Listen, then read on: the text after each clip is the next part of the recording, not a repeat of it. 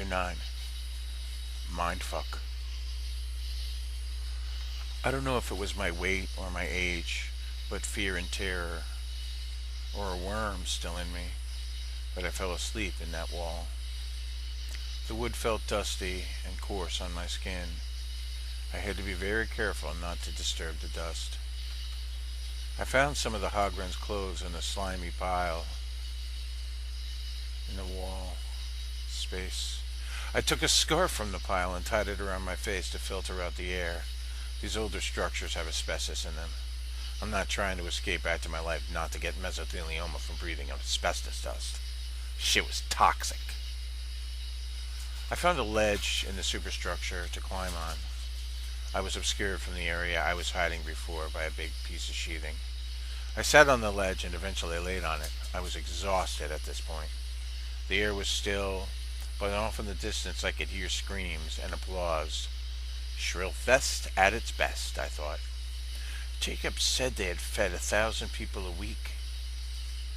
1,000 a week. But all of them weren't here, so where were they? I guess, like the daydream, didn't stick.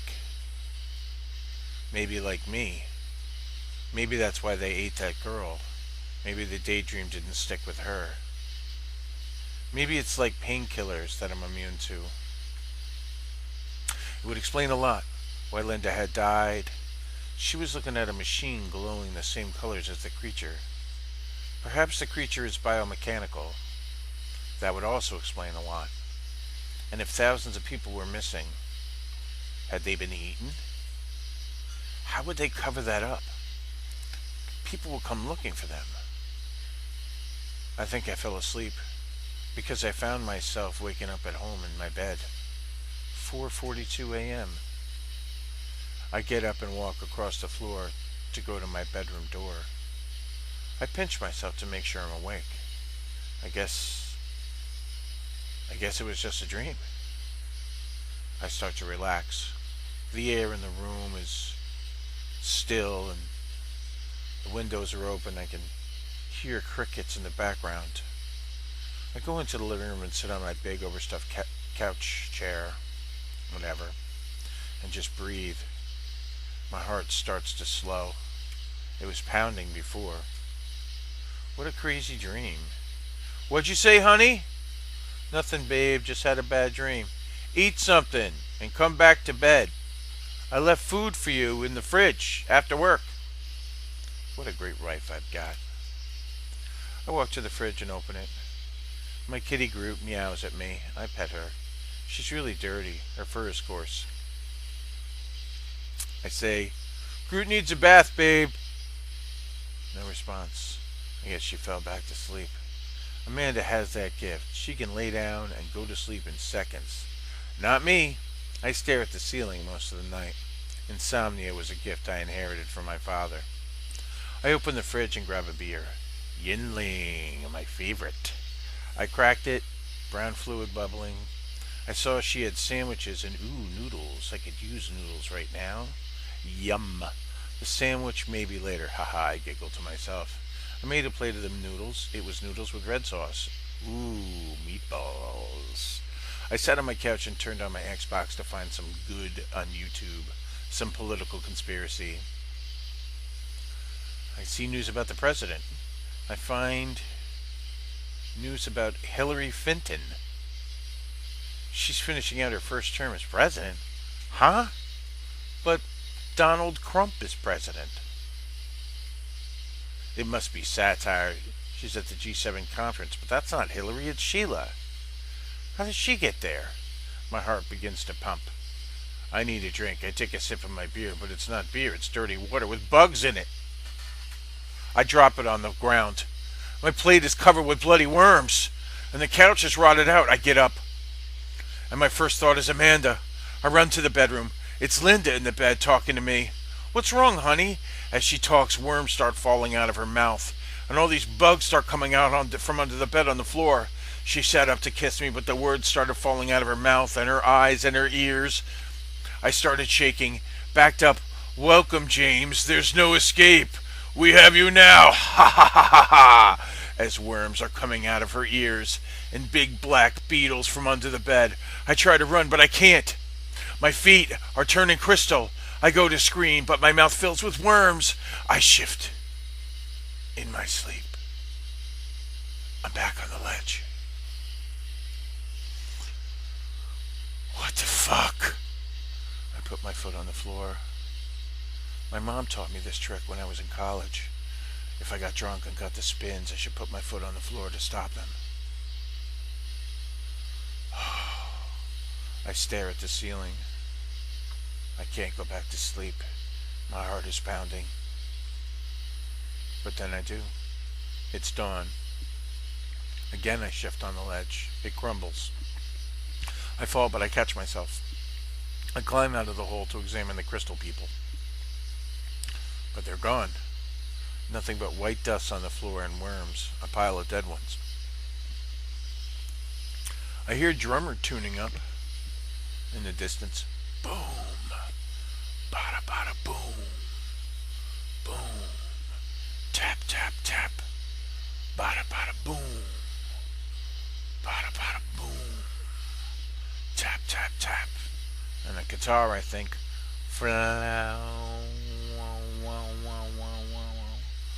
Now now. Wow wow. Flow. Wow wow wow. Flow. Wow wow wow wow. Test. Test. T t t t. Ch ch ch. Test test test. I guess the mic was being tested. And then the warm-up song. It's early. They're gonna wake up campers. What is that? Sympathy for the devil? How ironic. Great choice, though, and great cover. I managed my way to the Fuller Creep in the whole time, and I was about to step outside when I heard his voice. James! Come out! We know you're here somewhere. Don't make us release the beasts. Come out! You can live whatever life you want. We aren't here to kill you. We want you to become one with us. Please, brother, I'm all alone. You can trust me. I find a piece of mirror in a pile on the floor and slide it to the window frame to get a look at him before I step out. It's not him, but it's his voice. It's a little girl about 3 years old, covered in blood, being followed by dogs and cats. They were not meowing or barking. James, I know you saw some crazy shit in the ship. It will be all right. We will wipe that from your memories. No more pain, James. Just come out. Then the voice changed to Linda's. It's okay, honey. I'm all right, too. Come out. The dogs and cats were not dogs and cats, or they would not have needed Aunt's voice to find me. Their senses are so keen they would have sniffed me out in seconds. Dude! What the fuck? Aunt's voice again. You're making me look bad. Come out! A squirrel must have moved something in a tree as something fell to the ground near where I was hiding. A white tentacle came out of the ground and grabbed it. It was a stick. It broke it in half and it was pulled into the earth. The zipper sounds now. I looked at the girl, but it wasn't a girl. It was one of those things. The mouth was open and the green tongue was out, and Aunt's voice was emanating from it. James! Dude! Where are you? Come out! It slithered by. I was hiding. It didn't detect me. I guess it needs movement within a certain range. I heard human voices, and in a second it morphed into a human form. It was Anthony now, and the dogs and cats ran off, probably to hunt the humans. The human sounds were people screaming and running for their lives. Stupid humans, Aunt said. We will own you all before long. I realized I was alone with the Chimera. I stepped out. I'm here, Chimera. Why did you kill my friend? Aunt had a look on his face and started to move toward me. I don't know anything about your physiology, I said. In human form, I can kill you. So unless you change before I can break your neck. No, I don't need to. We will get you now or later. We will all become one with us. What do you want? The Chimera smiled and said, I've got it. Is Anthony there with you, or is this some kind of simulacrum? No, it replied.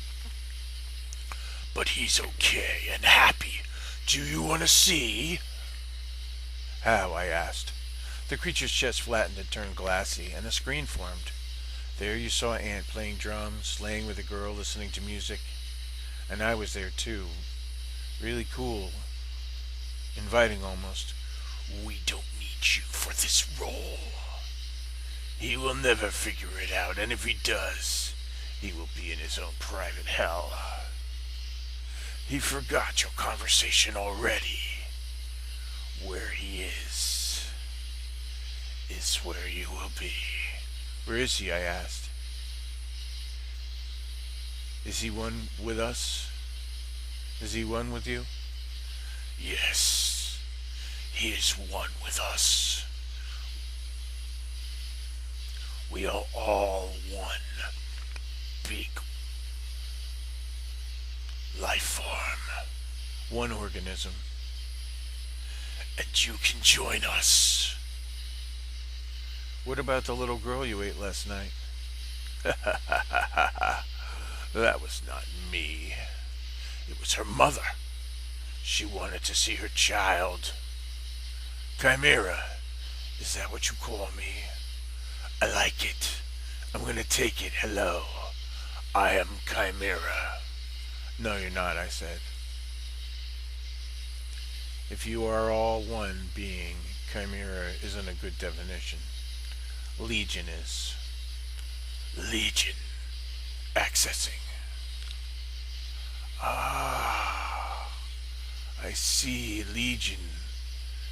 Anthony watched a film about a human curse. Yes, Legion is perfect. What will you do, James? Run? Run in the woods? Our parts are there too. Why do people turn to crystals? It's part of our maturation for becoming. And crystals, they are not crystals. They are young. The wearer becomes poisoned by them. The glow only appears to be light, but it's what you humans call it. Radiation. A signal to your cells. We take you over cell by cell. It didn't work on me, did it? No. You are one of the few. I'll find a way to beat you, James. No, you won't. We will win.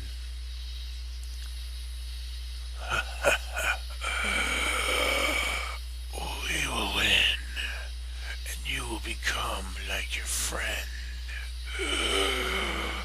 But if you feel the need to run, please do. Get it out of your system. No worms in me, then? Probably, Legion responded. But we need a lot more than one. But it's enough. Do you hear me? In your mind? And I heard a whisper. Yes. You hear I can almost see myself through your eyes. Run, human! I'm going to leave you now. Go run, if you wish. Or come to the show. Have some breakfast. We made your favorite. And I heard zipper sounds. I took off into the woods. The spot I was standing erupted into a large white tentacle appeared, and it was gone. But I could still hear him. No, James. I want even there. I did. Did you like the dream? A piece of wood fell on the ground next to me. A large crashing sound. I can make it worse for you! I ran. 4 hours. I needed to get back to the motel. It started raining. I got to escape. I kept thinking, I have to escape. I can hear them pursuing. It's like an Easter egg hunt, and I'm the egg. Fuck! I hear thunderclaps. And then the rain starts. I'm running under the canopy of the trees. I find a small cave. Should I enter it? Or is it an exit? I sit by it and find a stone and toss it in. A huge group of children emerge. Their eyes are out of their sockets on long tentacles looking for me. Their fingers are tentacles too. I feel around, yet they're unaware of me. I'm not alone. In the hunt, I see a man in hippie garb run past. They all chase him. I hear him scream. This isn't an escape. It's a sport hunt for them. We're training. Fuck. I gotta go. I run, and I run, and I fall, and I crawl, but I keep moving. Just keep moving. Just keep moving. I hear a loud bell for a spell. They all leave the woods, but release their beasts to search for me.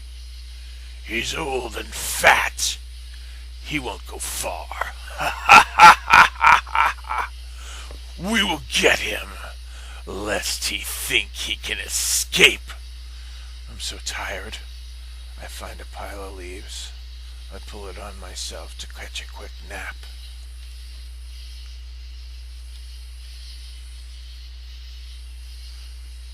End chapter 9.